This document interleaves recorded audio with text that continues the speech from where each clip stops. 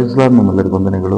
ಈ ದಿನದ ವಾಕ್ಯ, ನೋಹನು ನೀತಿವಂತನಾಗಿದ್ದನು, ನೋಹನು ಕುಟುಂಬ ಕಟ್ಟಲ್ಪಟ್ಟಿತು, ನೋಹನು ಆಶೀರ್ವಾದ ಹೊಂದಿಕೊಂಡನು. ಈ ದಿನ ವಾಕ್ಯ ಕೇಳುವ ನಾನು ನಿಮ್ಮೆಲ್ಲರಿಗೆ ತಿಳಿಸ್ತೇನೆ. ಮೊಟ್ಟ ಮೊದಲದಾಗಿ ಯೇಸು ಕ್ರಿಸ್ತನ ನಾಮದಲ್ಲಿ ನಿಮ್ಮೆಲ್ಲರಿಗೂ ವಂದನೆಗಳು. ದೇವರು ನಿಮ್ಮನ್ನು ಆಶೀರ್ವಾದ ಮಾಡಲಿ ಎಂಬುದಾಗಿ ಪ್ರತಿದಿನ ಪ್ರಾರ್ಥಿಸ್ತಾ ಇದ್ದೇವೆ. ಈ ಉದಯ ಕಾಲದಲ್ಲಿ ನಾನು ನಿಮ್ಮೆಲ್ಲರಿಗೆ ತಿಳಿಸ್ತಾ ಇದ್ದೇನೆ, ನೋಹನ ಕುಟುಂಬಕ್ಕೆ ಬಂದಂತ ಆಶೀರ್ವಾದಕ್ಕೆ ಮೂಲ ಕಾರಣ ಯಾರು ಗೊತ್ತಾ? ನೋಹನು ನೀತಿವಂತನಾಗಿದ್ದನು ಅಂತೇಳಿ ದೇವರ ವಾಕ್ಯ ಬರೆಯಲ್ಪಟ್ಟಿದೆ. ಈ ವಾಕ್ಯವನ್ನು ಕೇಳುವಂತ ನಾನು ನಿಮ್ಮೆಲ್ಲರಿಗೆ ಹೇಳ್ತೇನೆ, ದೇವರು ಯಾರನ್ನು ಆಶೀರ್ವದಿಸ್ತಾನೆ ಗೊತ್ತಾ? ಆತನ ವಾಕ್ಯದ ಪ್ರಕಾರ ನಡೆದುಕೊಳ್ಳುವವರಿಗೆ ಪ್ರತಿದಿನ ಪ್ರಾರ್ಥನೆ ಮಾಡಿ ಹೃದಯವನ್ನು ಪರಿಶುದ್ಧವಾಗಿಟ್ಟುಕೊಂಡು ಪಾಪಗಳನ್ನು ತೊಳೆಯಲ್ಪಟ್ಟಂತವರು ಮತ್ತು ಪಾಪದಲ್ಲಿ ಸಿಕ್ಕಾಕಿಕೊಳ್ಳದಂತೆ ಎಚ್ಚರಿಕೆಯಿಂದ ಇರುವಂತ ತನ್ನ ಮಕ್ಕಳನ್ನ ಬಹಳವಾಗಿ ಪ್ರೀತಿ ಮಾಡುತ್ತಾನೆ. ಇವತ್ತು ನೋಹನ ಬಗ್ಗೆ ನಾವು ದೇವರ ವಾಕ್ಯವನ್ನು ದಾನ ಮಾಡಿಕೊಳ್ತಾ ಇದ್ದೇವೆ. ಇಬ್ರಿಯರ ಬರೆದ ಪತ್ರಿಕೆ 11ನೇ ಅಧ್ಯಾಯ 7ನೇ ವಚನವನ್ನು ನಾವು ದಾನ ಮಾಡಿಕೊಳ್ತಾ ಇದ್ದೇವೆ. ನಂಬಿಕೆಯಿಂದಲೇ ನೋಹನು ಅದುವರೆಗೂ ಕಾಣದಿದ್ದ ಸಂಗತಿಗಳ ವಿಷಯವಾಗಿ ದೈವಭಕ್ತಿಯನ್ನು ಹೊಂದಿ ಭಯಭಕ್ತಿಯುಳ್ಳವನಾಗಿ ತನ್ನ ಮನೆಯವರ ಸಂರಕ್ಷಣೆಗೋಸ್ಕರ ನಾವೆಯನ್ನು ಕಟ್ಟಿ ಸಿದ್ಧ ಮಾಡಿದನು. ಆದ್ದರಿಂದ ಅವನು ಲೋಕದವರ ದಂಡನೆಗೆ ಪಾತ್ರರೆಂದು ನಡೆಸಿಕೊಂಡು ನಂಬಿಕೆ ಫಲವಾದ ನೀತಿಗೆ ಬಾಧ್ಯನಾದನು ಎಂಬುದಾಗಿ 11:7ನೇ ವಚನದಲ್ಲಿ ಇಬ್ರಿಯರ ಬರೆದ ಪತ್ರಿಕೆಯಲ್ಲಿ ಬರೆಯಲ್ಪಟ್ಟಿದೆ. ದೇವರನ್ನು ನಂಬಿಕೆ ಇಟ್ಟನು ಅಂತೇಳಿ ಈ ವಾಕ್ಯದಲ್ಲಿ ಬರೆಯಲ್ಪಟ್ಟಿದೆ. ನೋಹನು ನೀತಿವಂತನಾಗುವುದಕ್ಕೆ ಮೂಲ ಕಾರಣ ದೇವರ ವಾಕ್ಯಗಳ ಪ್ರಕಾರ ಆ ಪ್ರಾಂತದಲ್ಲಿ ನಡೆದುಕೊಂಡು ಜೀವನವನ್ನು ಮಾಡ್ತಾ ಇದ್ದನು.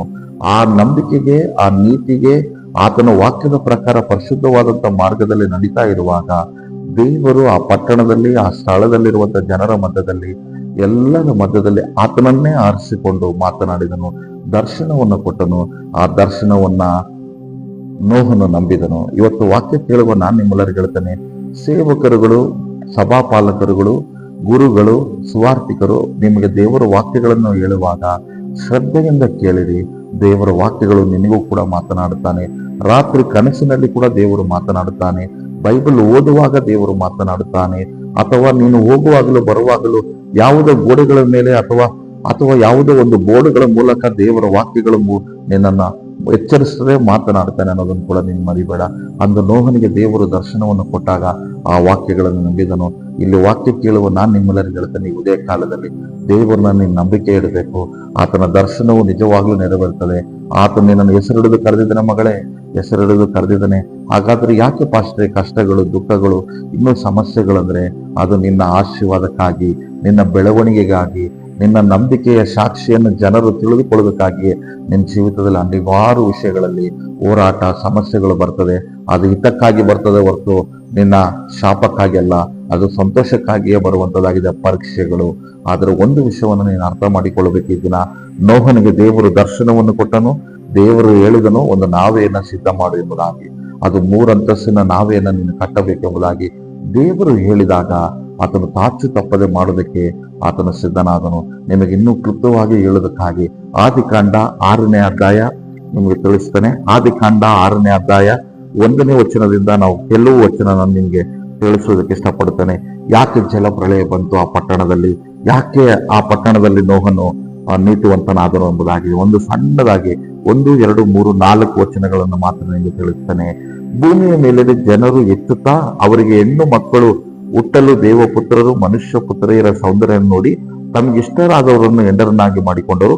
ಆಗ ಯೆಹೋವನು, ನನ್ನ ಆತ್ಮವು ಮನುಷ್ಯರಲ್ಲಿ ಶಾಶ್ವತವಾಗಿರುವುದಿಲ್ಲ, ಅವರು ಭ್ರಷ್ಟರಾದ್ದರಿಂದ ಮರ್ತಾರೆ, ಅವರ ಆಯುಷ್ಯ 120 ವರ್ಷವಾಗಿರಲಿ ಅಂದನು. ಆ ಕಾಲದಲ್ಲಿ ದೇವಪುತ್ರರು ಮನುಷ್ಯ ಪುತ್ರರು ಕೂಡಿ ಅವರಲ್ಲಿ ಮಕ್ಕಳು ಪಡೆಯುವ ಕಾಲದಲ್ಲಿ ಮಹಾಶರೀರಗಳು ಭೂಮಿಯ ಮೇಲಿದ್ದರು, ಅನಂತರದಲ್ಲಿ ಇದ್ದರು, ಪೂರ್ವದಲ್ಲಿ ಹೆಸರುಗೊಂಡ ಪರಾಕ್ರಮಶಾಲಿಗಳು ಇವರೇ ಅಂತೇಳಿ ಬರೆಯಲ್ಪಟ್ಟಿದೆ. 5ನೇ ವಚನದಲ್ಲಿ ಬರೆಯಲ್ಪಟ್ಟಿತು, ಮನುಷ್ಯರು ಕೆಟ್ಟತನವು ಭೂಮಿಯ ಮೇಲೆ ಹೆಚ್ಚಾಗಿರುವುದನ್ನು ಅವರು ಹೃದಯದಲ್ಲಿ ಯೋಚಿಸುವುದೆಲ್ಲವೂ ಯಾವಾಗಲೂ ಬರೀ ಕೆಟ್ಟದಾಗಿರುವುದನ್ನು ಯೆಹೋವನು ನೋಡಿ ತಾನು ಭೂಮಿಯ ಮೇಲೆ ಮನುಷ್ಯರನ್ನು ಉಂಟು ಮಾಡಿದಕ್ಕೆ ಪಶ್ಚಾತ್ತಾಪ ಪಟ್ಟು ತನ್ನ ಹೃದಯದಲ್ಲಿ ನೊಂದುಕೊಂಡನು. ಮತ್ತು ಯೆಹೋವನು, ನಾನು ಸೃಷ್ಟಿಸಿದ ಮನುಷ್ಯನ ಜಾತಿಯ ಭೂಮಿಯ ಮೇಲಿನಿಂದ ಅಳಿಸಿಬಿಡುವೆನು ಅಂದನು. ಉಂಟು ಮಾಡಿದಕ್ಕೆ ನನ್ನಲ್ಲಿ ಪಶ್ಚಾತ್ತಾಪ ಹುಟ್ಟಿತು, ಮನುಷ್ಯರೊಂದಿಗೆ ಸಕಲ ಮುಗ ಕ್ರಿಮಿ ಪಕ್ಷಿಗಳನ್ನು ಅಳಿಸಿಬಿಡುವೆನು ಅಂದುಕೊಂಡನು. ಆದರೆ ನೋಹನಿಗೆ ಯೆಹೋವನ ದಯವು ದೊರಕಿತು ಅಂತೇಳಿ ಬರೆಯಲ್ಪಟ್ಟಿದೆ. 9ನೇ ವಚನದಲ್ಲಿ ದೇವರು ನೋಹನ ಬಗ್ಗೆ ಹೇಳ್ತಾನೆ, ನೋಹನು ನೀತಿವಂತನನ್ನು ತನ್ನ ಕಾಲದವರಲ್ಲಿ ತಪ್ಪಿಲ್ಲದವನಾಗಿದ್ದನು, ಅವನು ದೇವರೊಂದಿಗೆ ಅನ್ಯೋನ್ಯವಾಗಿ ನಡೆದುಕೊಂಡನು, ಶೇಮ್, ಹ್ಯಾಮ್, ಹೆಪತ್ ಎಂಬ 3 ಮಂದಿ ಮಕ್ಕಳನ್ನು ಪಡೆದನು. ಭೂಲೋಕದವರು ದೇವರ ದೃಷ್ಟಿಗೆ ಕೆಟ್ಟು ಹೋಗಿದ್ದರು. ಅನ್ಯಾಯವು ಲೋಕವನ್ನು ತುಂಬಿಕೊಂಡಿತ್ತು. ದೇವರು ಲೋಕವನ್ನು ನೋಡಿದಾಗ ಅದು ಕೆಟ್ಟು ಹೋಗಿತ್ತು. ಭೂನಿವಾಸಿಗಳೆಲ್ಲರೂ ತಮ್ಮ ನಡವಳಿಕೆಯಲ್ಲಿ ಕೆಳಚಿಕೊಂಡಿದ್ದರು. ಆಗ ದೇವರು ನೋಹನಿಗೆ, ಎಲ್ಲಾ ದೇಹಿಗಳ ಅಂತ್ಯವನ್ನು ತೀರ್ಮಾನಿಸಿದ್ದೇನೆ. ಭೂಲೋಕದವರು ಅನ್ಯಾಯದಿಂದ ತುಂಬಿದೆ. ನಾನು ಅವರನ್ನು ಭೂಮಿಯ ಮೇಲಿರುವುದೆಲ್ಲ ಅಳಿಸಿ ಬಿಡುತ್ತೇನೆ. ನೀನು ತುರಾಯಿ ಮರದಿಂದ ನಾವೆಯನ್ನು ಮಾಡಿಕೊ, ಅದರಲ್ಲಿ ತುಂಬಾ ಕೋಣೆಗಳನ್ನು ಇರಬೇಕು. ಒಳಕ್ಕೂ ಹೊರಕ್ಕೂ ಆಳವನ್ನಚ್ಚು. ನೀನು ಅದನ್ನು ಮಾಡಬೇಕಾದ ವಿಧಾನ ಹೇಗೆ ಅನ್ನುವಂಥದ್ದನ್ನ ಪ್ರತಿಯೊಂದು ವಿಷಯಗಳನ್ನ ಈ 6, 7, 8 ವಚನಗಳಲ್ಲಿ, ಅಧ್ಯಾಯಗಳಲ್ಲಿ ದೇವರು ಬರೆದಂಥದ್ದನ್ನ ನಾವು ನೋಡ್ತಾ ಇದ್ದೇವೆ. ವಾಕ್ಯ ಕೇಳುವ ನಾನು ನಿಮ್ಮೆಲ್ಲರಿಗೂ ಹೇಳ್ತಾನೆ, ದೇವರು ಮುಖ್ಯವಾದ ಉದ್ದೇಶ ಯಾವಾಗ ಮಾಡ್ತಾನಂದ್ರೆ, ತಪ್ಪಿ ಹೋದ್ರಂತೆ ಜಲಪ್ರಳಯ ಕಾಲದಲ್ಲಿ. ಆ ಕಾಲದಲ್ಲಿ ಜನರು ದೇವರ ವಾಕ್ಯಕ್ಕೆ ಅವಿಧರಾದರಂತೆ, ಪಾಪಗಳನ್ನು ಮಾಡೋದಕ್ಕೆ ಶುರು ಮಾಡಿದರಂತೆ, ಸೃಷ್ಟಿ ಮಾಡೋದಕ್ಕೆ ದೇವರು ಪಶ್ಚಾತ್ತಾಪ ಪಟ್ಟನು ಅಂತೆ. ಇವತ್ತು ವಾಕ್ಯ ಕೇಳುವ ನಾನು ನಿಮ್ಮೆಲ್ಲರಿಗೂ ಹೇಳ್ತೇನೆ, ರಕ್ಷಣೆ ಪಡೆದಿದೆಯಾ? ಪ್ರಾರ್ಥನೆ ಮಾಡುವಂತ ಮಗಳು ನೀನು, ಪ್ರಾರ್ಥನೆ ಮಾಡುವಂತ ಮಗನು ನೀನು. ದೇವರ ಮೇಲೆ ನಂಬಿಕೆ ಇಟ್ಟು ಬದುಕು. ಲೋಕದಲ್ಲಿರುವವನಿಗಿಂತ ನಿನ್ನ ಒಳಗಡೆ ಇರುವಂತ ದೇವರು ಶ್ರೇಷ್ಠಕರವಾದನು, ವಿಶ್ವಾಸ ಪರನು. ನೋಹನ ಜೀವಿತದಲ್ಲಿ ಅಷ್ಟು ದೊಡ್ಡ ಜನಾಂಗವು ಇರುವಂತ ಆ ಪಟ್ಟಣದಲ್ಲಿ, ಅಷ್ಟು ಜನಾಂಗವು ಬೆಳೆಯಲ್ಪಟ್ಟಂತ ಆ ಸ್ಥಳಗಳಲ್ಲಿ ನೀತಿವಂತನನ್ನು ಹುಡುಕುವಾಗ ನೋಹನು ಬಿಟ್ರೆ ನೀ ಯಾರು ಕೂಡ ಸಿಗ್ಲಿಲ್ಲ ಅಂತೆ. ಆ ನೋಹನನ್ನ ದೇವರು ಆರಿಸಿಕೊಂಡಿದ್ದಕ್ಕೆ ಕಾರಣ ಏನ್ ಗೊತ್ತಾ? ಭಕ್ತಿಪರನಾಗಿದ್ದನು, ನೀತಿವಂತನಾಗಿದ್ದನು. ಈ ಲೋಕದಲ್ಲಿ ಕೂಡ ನೀನು ಒಂದು ವಿಷಯವನ್ನು ಅರ್ಥ ಮಾಡಿಕೊ, ಪರಲೋಕ ರಾಜ್ಯವು ನಿನ್ನದೇ, ನಿತ್ಯ ಜೀವವು ನಿನ್ನದೇ. ಹೆಸರಿಡಿದು ಕರೆದಿದ್ದಾನೆ ಮಗನೇ, ನೀನು ಆತನನ್ನು ನಂಬಿದೀಯಾ? ಸತ್ಯವೇದವನ್ನು ಹಿಡಿದುಕೊಂಡಿದೀಯಾ? ಬೈಬಲ್ ಓದ್ತಾ ಇದೀಯಾ? ಮಂದಿರಕ್ಕೆ ನೀನು ಹೋಗ್ತಾ ಇದೀಯಾ? ನಿನ್ನ ಮೇಲೆ ಬಹಳ ಪ್ರೀತಿ ಇದೆ ದೇವರಿಗೆ. ಅವತ್ತು ಎಲ್ಲಾ ಅನೀತಿವಂತರ ಮಧ್ಯದಲ್ಲಿ ನೋಹನ ಕುಟುಂಬವನ್ನು ಪ್ರೀತಿಸಿ, ನೋಹನ ಮೂಲಕ ತುರಾಯಿ ಮರದಿಂದ ಒಂದು 3 ಅಂತಸ್ತಿನ ನಾವೆಯನ್ನು, ದೊಡ್ಡದಾದಂತ ಟೈಟಾನಿಕ್ ಗಿಂತ ದೊಡ್ಡದಾದಂತ ಒಂದು ಶಿಪ್ ಅನ್ನು ಆ ಕಾಲದಲ್ಲಿಯೇ, ಕ್ರಿಸ್ತ ಪೂರ್ವ ಕಾಲದಲ್ಲಿಯೇ, ಆದಾಮನ ಸೃಷ್ಟಿ ಮುಗಿದು ಈ ನೋಹನ ಕಾಲದ ಹೊರಗೆ ಬರುವಾಗ ಮೊಟ್ಟ ಮೊದಲದಾಗಿ ಇಂಜಿನಿಯರ್ ನೋಹನಾಗಿದ್ದಾನೆ ಅನ್ನೋದನ್ನು ಮರಿಬೇಡ್ರಿ. ದೊಡ್ಡದಾದಂತ ಶಿಪ್ ಅನ್ನು ಕಟ್ಟಿದಂತ ವ್ಯಕ್ತಿಯು ಕೂಡ ನೋಹನಾಗಿದ್ದಾನೆ.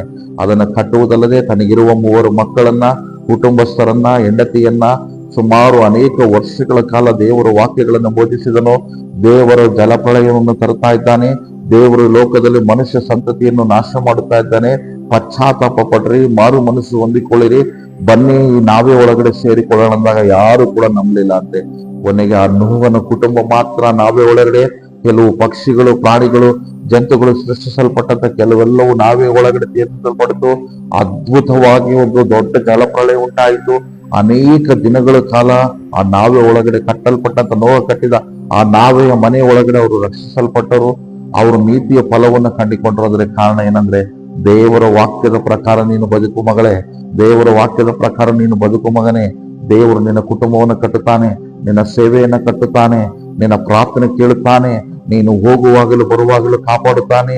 ನೋಹನು ದೇವರ ವಾಕ್ಯಕ್ಕೆ ವಿಧೇಯನಾಗಿ ಆತನು ಹೇಳಿದಾಗ ಎಲ್ಲಾ ಕಾರ್ಯಗಳನ್ನು ಮಾಡಿರುವುದರಿಂದಲೇ ನೋಹನ ಕುಟುಂಬ ನಾಶವಾಗಬಾರದು, ಸಂತತಿ ಮುಗಿದು ಹೋಗಬಾರದು, ಆತನ ಜೀವಿತ ಕಾಲವೆಲ್ಲ ಸುರಕ್ಷಿತವಾಗಿರಬೇಕೆಂಬುದಾಗಿ ನೋಹನನ್ನ ಆ ನಾವೆ ಒಳಗಡೆ ಅನೇಕ ದಿನಗಳವರೆಗೆ, ಸುಮಾರು 48, 40, 80ಕ್ಕಿಂತ ಮೇಲ್ಪಟ್ಟ ದಿನಗಳು ಸಮುದ್ರದ ಮೇಲೆ ಯಾವ ರೀತಿಯಲ್ಲಿ ಶಿಪ್ ಹೋಗ್ತದೋ, ಆ ಜಲಪ್ರಳಯ ಬಂದು ಭೂಮಿ ಅಂತವಾದಾಗ ಪ್ರತಿ ಗಳಿಗೆಗಳಲ್ಲಿ ದೇವರು ಅವನನ್ನು ಪೋಷಿಸಿ, ನೀರನ್ನು ಕೊಟ್ಟು, ಆಹಾರವನ್ನು ಕೊಟ್ಟು, ಆರೋಗ್ಯವನ್ನು ಕೊಟ್ಟು, ಎಲ್ಲವನ್ನು ಕೊಟ್ಟು ತನ್ನ ಕುಟುಂಬವೆಲ್ಲ ನೋಹನು ನಾವೇ ಒಳಗಡೆ ಬದುಕಿ ಜೀವಿಸಿ ಈ ಲೋಕದಲ್ಲಿ ಮೊದಲನೇ ಸಂತತಿ ಆದಾಮನು ಅವಳಂತೇಳಿ ಏನೇ ನಾವು ಕರಿತಾ ಇದ್ದೇವೋ, ಸೃಷ್ಟಿಗೆ ಮೂಲ ಕರ್ತರು ಅಂತೇಳಿ, ಪಾಪವು ಲೋಕದಲ್ಲಿ ಬೀಜವು ಫಲ ಕೊಡುವಾಗ ಆ ಫಲದಿಂದ ಮರಣವರೆಲ್ಲ ಅನುಭವಿಸಿದಾಗ ಈ ನೀತಿವಂತನಾದ ನೋಹನಿಂದ ಬಂದಂತ ಈ ಜನಾಂಗವು ಏನಿದೆ, ಇದು ನಾವು ನೀವು ಆಗಿದ್ದೇವೆ ಅನ್ನೋದನ್ನು ಕೂಡ ಮರಿಬೇಡ್ರಿ. ಇವತ್ತು ವಾಕ್ಯ ಕೇಳುವ ನಾನು ನಿಮ್ಮೆಲ್ಲರಿಗೂ ಹೇಳ್ತೇನೆ, ನೋಹನ ಆಶೀರ್ವದಿಸಲ್ಪಟ್ಟನು, ಅವರ ಕುಟುಂಬ ರಕ್ಷಿಸಲ್ಪಡ್ತು. ವಾಕ್ಯ ಕೇಳುವ ನಾನು ನಿಮ್ಮೆಲ್ಲರಿಗೂ ಹೇಳ್ತೇನೆ, ಯಾರು ದೇವರಲ್ಲಿ ಭಯ ಭಕ್ತಿಯಿಂದ ಬದುಕ್ತಿರೋ ನಿನ್ನ ಕುಟುಂಬ 100 ಜನರ ಮಧ್ಯದಲ್ಲಿ ಕಾಪಾಡಲ್ಪಡ್ತದೆ. 1000 ಜನರಲ್ಲಿ ನಿನ್ನ ಕುಟುಂಬ ಕಾಪಾಡಲ್ಪಡ್ತದೆ. ನೀನು 2000 ಜನರ ಮಧ್ಯದಲ್ಲಿ ಕಾಪಾಡಲ್ಪಡ್ತದೆ. ನೀನಿರುವ ಜಿಲ್ಲೆಯಲ್ಲಿ, ಹಳ್ಳಿಗಳಲ್ಲಿ, ಎಲ್ಲಾ ಕಡೆಯಲ್ಲಿ ದೇವರು ನಿನಗೆ ಗುರಾಣಿಯಾಗಿ ಕಾಪಾಡುತ್ತಾನೆ. ನೋಹನ ಕುಟುಂಬವನ್ನೇ ದೇವರು ಕಾಪಾಡಿದನಂದ್ರೆ ನಿನ್ನ ಕುಟುಂಬ ಕಾಪಾಡಲ್ವಾ? ವಿಶ್ವಾಸ ಇಡು, ನಂಬಿಕೆ ಇಡು ಮತ್ತು ಸಂಪೂರ್ಣವಾಗಿ ಭರವಸೆಯಿಂದ ನೀನು ಪ್ರಾರ್ಥನೆ ಮಾಡು. ನೋಹನನ್ನು ದೇವರು ಆಶೀರ್ವದಿಸಿದನು. ಅವನಿಗೆ ಇಬ್ರಿಯರ ಬರೆದ ಪತ್ರಿಕೆಯಲ್ಲಿ ಈಗ ನಾವು ನೋಡಿದೀವಲ್ಲ, ಆ ವಾಕ್ಯದಲ್ಲಿ ಎಷ್ಟು ಅದ್ಭುತವಾಗಿ ದೇವರು ಮಾತನಾಡಿ ಹೇಳ್ತಾ ಇದ್ದಾನಲ್ಲ, ಆಶ್ಚರ್ಯಕರವಾದ ಮಾತುಗಳನ್ನ ತಿಳಿಸ್ತಾ ಇದ್ದಾನಲ್ವಾ, ಅದೇ ರೀತಿಯಲ್ಲಿ ದೇವರು ಹೇಳ್ತಾ ಇದ್ದಾನೆ, ನೀತಿಯ ಫಲ ಅವನು ಹೊಂದಿಕೊಂಡ. ನೀನ್ ನೀತಿಯ ಫಲ ಹೊಂದಿಕೊಳ್ಳೋದಕ್ಕೆ ಸಿದ್ಧರಾಗು ಮಗಳೇ, ಸಿದ್ಧನಾಗು. ದುಷ್ಟರ ಆಲೋಚನೆಯಂತೆ ಪಾಪಾತ್ಮರ ಮಾರ್ಗದಲ್ಲಿ ಅಪಾಸಿಕರ ಮದದಲ್ಲಿ ಕೂತ್ಕೊಳ್ಬೇಡ, ಕೀರ್ತನೆ 1:1 ಹೇಳಿದ ಹಾಗೆ ಜಾಗೃತಿಯಾಗಿ ನೀನು ಬದುಕು. ನೋಹನು ಆಶೀರ್ವದಿಸಲ್ಪಟ್ಟನಂದ್ರೆ ಅವನ ನೀತಿಯೇ, ನೋಹನು ರಕ್ಷಿಸಲ್ಪಟ್ಟಿದನಂದ್ರೆ ಅವನ ನಂಬಿಕೆಯೇ, ನೋಹನ ಆಶೀರ್ವಾದಕರವಾಗಿ ಮತ್ತು ಆ ನಾವೆಯನ್ನು ಕಟ್ಟಿದನು ಅಂದ್ರೆ ಅದು ದೇವರ ಕೃಪೆಯಿಂದಲೇ. ನಿನ್ನ ಹತ್ರ ಏನು ಇಲ್ಲದಿದ್ರು ಎಲ್ಲ ಕೊಡುವ ಆತನು ದೇವರಾಗಿದ್ದಾನೆ. ಆ ನೋಹನ ಹಾಗೆ ನೀನು ಬದುಕು, ನೋಹನ ಕುಟುಂಬವಾಗಿ ಜೀವಿಸು, ವಿಶ್ವಾಸದಿಂದ ಬದುಕು. ನಿನ್ನನ್ನು ಕೂಡ ಕಾಪಾಡುತ್ತಾನೆ, ರಕ್ಷಿಸುತ್ತಾನೆ. ಜಲಪ್ರಳಯವು ಬಂದಾಗ ದೇವರು ಅವನನ್ನು ರಕ್ಷಿಸಿದಾಗೆ ಭೂಲೋಕದಲ್ಲಿ ಎಲ್ಲಾ ವೈರಿಗಳು ನಿನಗೆ ಎದುರಾಗಿ ನಿಂತರು, ಸಾಲಗಳಿಗೆ ಎದುರಾಗಿ ನಿಂತರು, ಅನಾರೋಗ್ಯ ಎದುರಾಗಿ ನಿಂತರು, ನಿನ್ನ ಪ್ರಾಣವನ್ನು ರಕ್ಷಿಸುವ ದೇವರು, ಪರಿಶುದ್ಧನಾದ ದೇವರು ಯೇಸು ನಿನ್ನನ್ನು ರಕ್ಷಿಸಿ ಆಶೀರ್ವಾದ ಮಾಡುತ್ತಾನೆ. God bless you. ದೇವರು ನಿಮ್ಮನ್ನು ಆಶೀರ್ವಾದ ಮಾಡಲಿ. Amen, amen.